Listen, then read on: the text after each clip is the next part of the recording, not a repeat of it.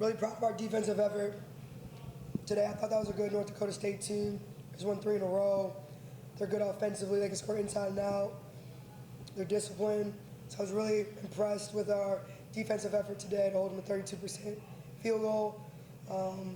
We were able to mix up our defenses, which I was happy about being able to do on the fly. So we got better today.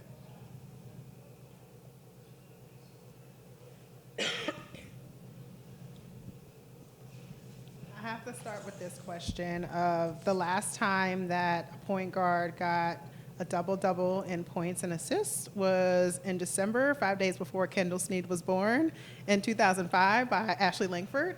And that's been a long time. And so I'd be curious to hear about just your thoughts on Kendall's performance and progression throughout the season in December. There's just a lot of really great things happening in the last few games. Point guard to point guard, I would love to hear both of y'all's perspectives. Tired of talking about you. Hey, you're right. We might as well get used to it. I'm not gonna lie. No, I keep saying it. She just keeps getting better with experience, but she's also putting the work in. She's got a high IQ. And when you have a high IQ and you're always curious and you want to learn, you want to get better, this is just what happens. So she always watches film, always asking questions. But I think she's comfortable. I think that's what you're seeing, is she's more comfortable. And in the beginning, she didn't really know how to pass as well, right? You didn't, and it's okay, right? But you've learned how to do that in a short period of time, right? And I think that's what's really opened it up. Sometimes it takes players a long time to realize shot selection, when to shoot it, when to pass it. And I think she's figured that out in a short period of time. And then obviously it helps to have players that can make shots as well. Obviously you're not getting assists if they don't make shots. But I also think she's driven and determined. I think there was maybe some doubt about having a freshman point guard. And I think she's that person that's like, I'm going to prove everybody wrong. And I think she's done that so far.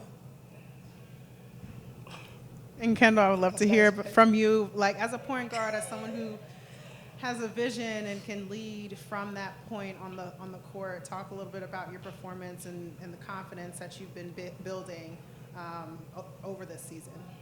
I give a lot of thanks to the staff and my teammates. I don't think that I achieved really anything that I've gotten so far without them. Like she said, I am very curious and I do ask a lot of questions and stuff, but she does help me.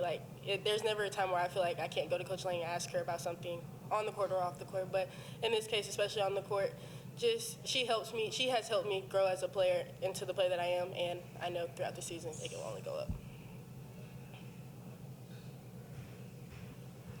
Sherese, you guys were behind by quite a bit of points. I don't know the exact number, but y'all went on a 15-4 run. I think you had 9 points in that run. What was it that you saw, or what did you decide that made you kind of exert yourself to that point to just kind of take over the game? I think it was really just staying poised and really just taking what the defense gave me. And also credit my teammates because they also helped stretch the floor and open it up for me as well. So you felt they were giving you the drive, or individually? I mean, you had the drive pretty much when you could get it? Yes. Again, they had a huge lead on you guys. Did Coach tell you to settle you guys down or tell you anything in particular going into maybe the second quarter? She just really told us that we were getting outworked on the court, and that's just something that we don't settle for. They were playing a lot harder than us, so I feel like when we rose our intensity and things like that, it was a lot better for us, and we found a lot more success when we played harder. Now, Coach, you said you were able to work some more defenses in on the fly.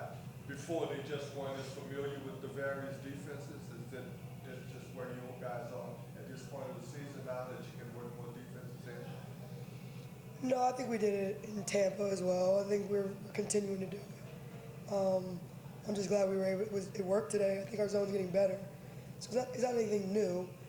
I'm just glad we have it because we're able to throw different looks at them. And yeah, today we did a couple things that I've actually never done before. 2-3.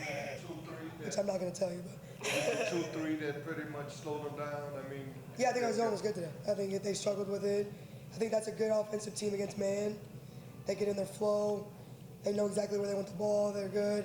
So we're just trying to throw them off of their rhythm and not getting comfortable. I think we were able to do that. We made them shoot twos instead of threes or the exact spots that they want to get to, because that's what happens in zone offense. You can't joystick it as much. And Coach, what do you like about this performance tonight, particularly in light of the fact that you guys have been off 11 days? I mean, the resiliency, right, to come back, the defensive effort to hold them to 32, obviously to win the glass.